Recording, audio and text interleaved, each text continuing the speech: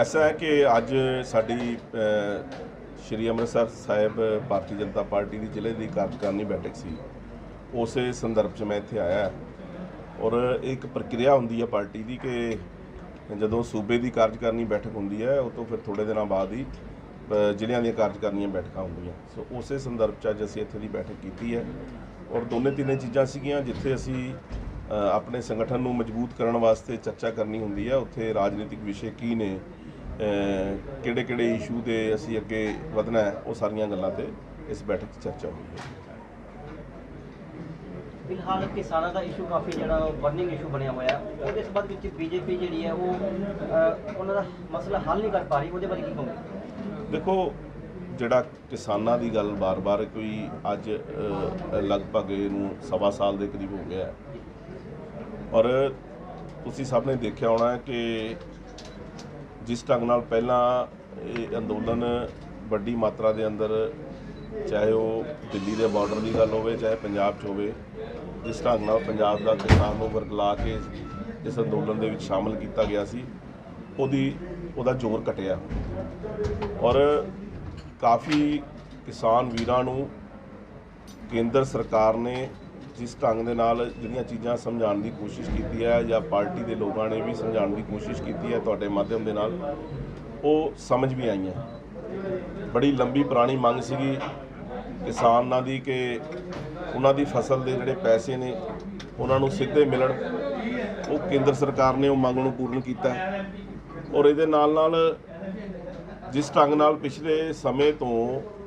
केंद्र सरकार किसानां दे वास्ते फैसले कर रही है, चाहे वो DAP के रेट दे विच सबसिडी देने की गल होवे और 2018 दे विच जे तुहाडे ध्यान च होएगा कि कुल लागत का 1.5 गुना MSP देने की गल होवे जदों 200 रुपये पर क्विंटल झोने का कट्ठा एक बारी वधाया गया सीगा। वो सारियां चीज़ां किसान भरावां दे ध्यान च है और पिछलियां 2 फसलां जदों तो ये कानून लागू भी होए ने उस तो बाद पिछलियां 2 फसलां जिहड़ियां वो पंजाब दे अंदर वड्डी पद्धर ते पहलां नालों भी ज़्यादा तादाद के अंदर वो चक्कियां गईयां और MSP ते चक्कियां गईयां और इस बारी जिहड़ी पिछली झोने की फसल निकली है उसकी तो बहुत वड्डी आयाम हासिल होया है। 2 लाख मैट्रिक टन झोना ज़्यादा भी खरीदिया गया और सारी की सारा पैसा जिहड़ा है डायरैक्ट किसानां दे खाते च गया।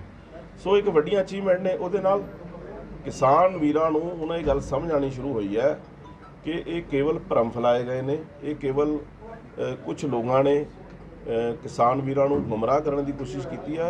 जिन्होंने समझ आ रही है हुण इस अंदोलन तो पिछे हट रहे। जो तुसीं कह रहे हो समझ आ रही है उन्होंने पिछे हट रहे ने, तो 2 दिन हो गए संसद बिल्कुल पैरेलल संसद लगाई बैठे हुए हो। नहीं देखो ऐसा है कि हर बंदे नूं अधिकार है लोकतांत्रिक ढंग नाल अपना मुजाहरा करने का, अपना अंदोलन करने का।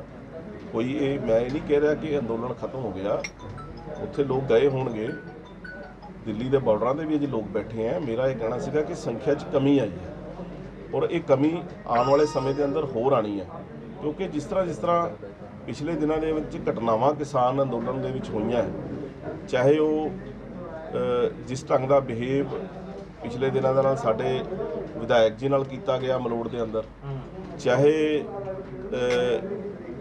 पिछले दिनों के अंदर राजपुरा की घटना बड़ी वड्डी हुई जदों पूरी रात साडी कुछ लीडरां नूं, लोकल लीडर नूं और साडे सूबा जनरल सकत्तर नूं बंदी बना के रखा गया। और इस तो इलावा पिछले दिनों तो जिहड़े हमले हो रहे सीगे साडे नेतावां दे उपर, और खास करके मैं जिक्र करना चाहूँगा कि हरजीत सिंह गरेवाल उन्हां दी फसल ही बात दी गई।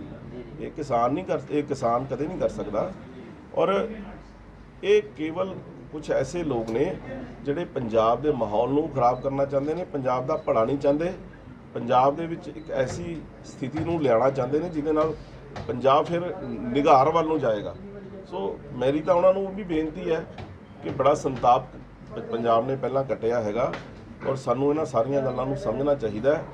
पंजाब की खुशहाली पंजाब के किसान नाल है, पंजाब के उद्योगपति नाल है, पंजाब के व्यापारी नाल है, सब की जरूरत है, सब नूं इकट्ठे लैके सानू अगे वधना चाहिए।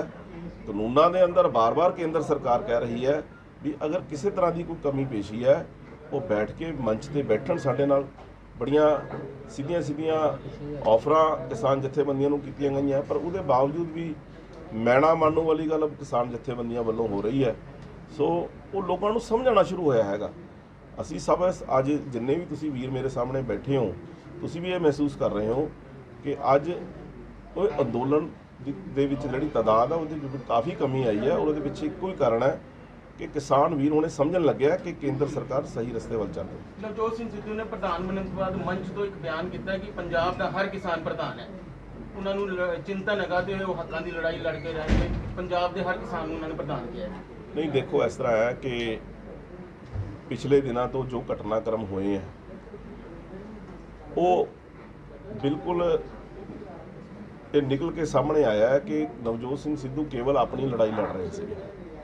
ਉਹਨਾਂ ਦੀ ਡਿਮਾਂਡ ਸੀ ਕਾਂਗਰਸ ਦੇ ਅੰਦਰ ਵੀ ਚਾਹੇ ਉਹਨਾਂ ਨੂੰ ਡਿਪਟੀ ਮੁੱਖ ਮੰਤਰੀ ਬਣਾ ਦਿਓ ਤੇ ਚਾਹੇ ਪ੍ਰਧਾਨ ਬਣਾ ਦਿਓ। ਔਰ ਮੈਂ ਤੁਹਾਨੂੰ ਇਹ ਬੜੇ ਸਪਸ਼ਟ ਸ਼ਬਦਾਂ ਦੇ ਵਿੱਚ ਇਹ ਗੱਲ ਕਹਿਣੀ ਚਾਹਾਂਗਾ ਕਿ ਜਦੋਂ ਉਹ ਭਾਰਤੀ ਜਨਤਾ ਪਾਰਟੀ 'ਚ ਸੀਗੇ, ਜਦੋਂ ਭਾਰਤੀ ਜਨਤਾ ਪਾਰਟੀ ਨੂੰ ਆਪਣੀ ਮਾਂ ਕਹਿ ਰਹੇ ਸੀ, ਤੇ ਜਦੋਂ ਹੁਣ ਉਹ ਕਾਂਗਰਸ ਚਲੇ ਗਏ, ਹੁਣ ਉਹ ਕਾਂਗਰਸ ਨੂੰ ਆਪਣੀ ਮਾਂ ਕਹਿਣਾ ਸ਼ੁਰੂ ਕਰਤਾ। ਔਰ ਮਾਂ ਇੱਕੋ ਹੀ ਹੁੰਦੀ ਆ। ਮਾਵਾਂ ਸਦੇਲੇ ਪੁੱਤ ਬਦਲਦੇ ਨੇ, ਜਿਹੜੇ ਮਾਂ ਦੇ ਜੰਮੇ ਹੋਏ ਆ ਉਹ ਕਦੇ ਮਾਵਾਂ ਨਹੀਂ ਬਦਲਦੇ ਹੈਗੇ। ਜੇ ਕਲਪਨਾ ਕਰੋ ਜੇ ਸਿੱਧੂ ਸਾਹਿਬ ਕਾਂਗਰਸ ਦੇ ਪ੍ਰਧਾਨ ਨਾ ਬਣਦੇ ਤੇ ਉਹਨਾਂ ਦੀ ਮਾਂ ਹੁਣ ਹੋਰ ਕੋਈ ਨਵੀਂ ਹੋ ਜਾਣੀ ਸੀ। ਸੋ ਇਸ ਕਰਕੇ ਮੇਰਾ ਇਹ ਕਹਿਣਾ ਹੈਗਾ ਕਿ ਸਿੱਧੂ ਸਾਹਿਬ ਕਿਸੇ ਪੰਜਾਬੀ ਦੀ ਲੜਾਈ ਨਹੀਂ ਲੜ ਰਹੇ, ਸਿੱਧੂ ਸਾਹਿਬ ਕਿਸੇ ਕਿਸਾਨ ਦੀ ਲੜਾਈ ਨਹੀਂ ਲੜ ਰਹੇ, ਕਿਸੇ ਵਪਾਰੀ ਦੀ ਲੜਾਈ ਨਹੀਂ ਲੜ ਰਹੇ, ਨਾ ਹੀ ਕਿਸੇ ਇੰਡਸਟਰੀਜ਼ ਦੀ ਲੜਾਈ ਲੜ ਰਹੇ ਨੇ। ਉਹ ਤਾਂ ਕੇਵਲ ਆਪਣੀ ਲੜਾਈ ਲੜ ਰਹੇ ਨੇ। ਉਹਨਾਂ ਨੂੰ ਕੇਵਲ ਉਹਨਾਂ ਦਾ ਮਨਸ਼ਾ ਸੀਗੀ ਕਿ ਪ੍ਰਧਾਨ ਬਣਨਾ ਹੈ। ਚਲੋ ਚੰਗਾ ਹੈ, ਕਾਂਗਰਸ ਨੇ ਉਹਨਾਂ ਨੂੰ ਪ੍ਰਧਾਨ ਬਣਾਇਆ। ਔਰ ਇਹ ਸਾਰੇ ਘਟਨਾਕ੍ਰਮ ਦੇ ਅੰਦਰ ਤੁਸੀਂ ਦੇਖ ਰਹੇ ਹੋ ਜੋ ਉਹਨਾਂ ਨੇ ਆਪਣੇ ਮੁੱਖ ਮੰਤਰੀ ਦੀ ਹਾਲਤ ਕੀਤੀ ਹੈ। ਸਾਨੂੰ ਤਾਂ ਇਹ ਲੱਗ ਰਿਹਾ ਸੀਗਾ ਵੀ ਇਹ ਕਾਂਗਰਸ ਦੀ ਸਰਕਾਰ ਦੇ ਮੁੱਖ ਮੰਤਰੀ ਨਹੀਂ ਹੈਗੇ। ਸੋ ਮੈਂ ਉਹਦੇ ਤੇ ਕੋਈ ਜ਼ਿਆਦਾ ਟਿੱਪਣੀ ਨਹੀਂ ਕਰਨੀ, ਹੈ ਤਾਂ ਉਹਨਾਂ ਦਾ ਘਰੇਲੂ ਮਾਮਲਾ। ਪਰ ਮੈਂ ਇੰਨੀ ਗੱਲ ਜ਼ਰੂਰ ਕਹਾਂਗਾ ਕਿ ਇਹ ਸਾਰੇ ਘਟਨਾਕ੍ਰਮ ਦੇ ਅੰਦਰ ਪੰਜਾਬ ਨੂੰ, ਪੰਜਾਬੀਆਂ ਨੂੰ, ਪੰਜਾਬੀਅਤ ਨੂੰ ਕੀ ਮਿਲਿਆ, ਪੰਜਾਬ ਦੇ ਕਿਸਾਨ ਨੂੰ ਕੀ ਮਿਲਿਆ, ਪੰਜਾਬ ਦੇ ਵਪਾਰੀ ਨੂੰ ਕੀ ਮਿਲਿਆ। ਜਿੰਨੇ ਟਵੀਟ ਜਾਂ ਜਿੰਨਾ ਵਿਰੋਧ ਸਿੱਧੂ ਸਾਹਿਬ ਕੈਪਟਨ ਸਾਹਿਬ ਦਾ ਕਰ ਰਹੇ ਸੀ, ਮੁੱਖ ਮੰਤਰੀ ਪੰਜਾਬ ਦਾ, ਕਿਆ ਆ ਹੁਣ ਜਿਹੜੇ 4 ਮਹੀਨੇ ਜਾਂ 5 ਮਹੀਨੇ ਬਚੇ ਆ ਇਸ ਸਰਕਾਰ ਦੇ, ਕਿਆ ਉਹਦੇ 'ਚ ਨਸ਼ਾ ਖਤਮ ਹੋ ਜਾਏਗਾ? ਕਿਆ ਜਿਹੜੇ ਬੇਅਦਬੀ ਦੇ ਦੋਸ਼ੀ ਨੇ ਉਹਨਾਂ ਨੂੰ ਸਜ਼ਾਵਾਂ ਮਿਲ ਜਾਣਗੀਆਂ? ਕਿਆ ਬੇਰੁਜ਼ਗਾਰਾਂ ਨੂੰ ਨੌਕਰੀਆਂ ਮਿਲ ਜਾਣਗੀਆਂ?